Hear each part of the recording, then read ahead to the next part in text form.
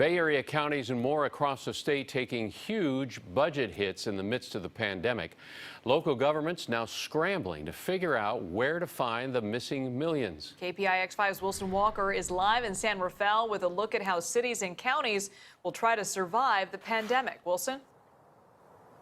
Yeah, it's sort of a food chain of problems here, Liz. Yesterday we heard about the state's budget problems. Today we're going to talk about the counties. Well, who do you think they are going to go to for help?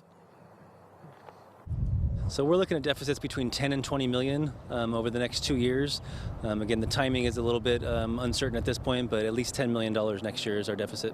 With malls and many businesses still shuttered, putting sales tax revenue on its own kind of lockdown, Marin is just another county looking at a steep and sudden budget shortfall. The different size of the counties makes a difference in terms of the total number, but I think relatively speaking, we're all in the same boat.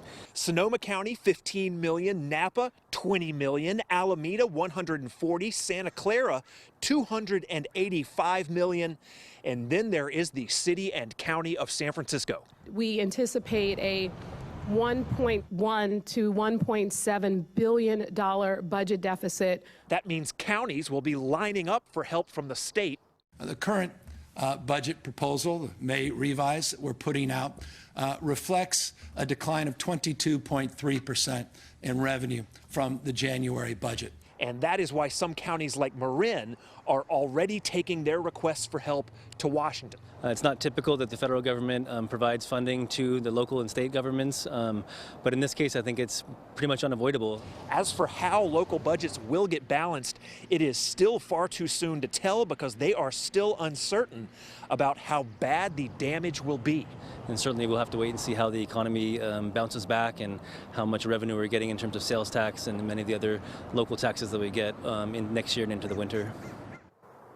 Just talking about counties here, cities, of course, facing significant budget shortfalls. I think Walnut Creek is at $10 million, which puts it in line with Marin County's deficit. Now, there is still more trouble to come. You think about pension funds, which are often funded, via investment programs.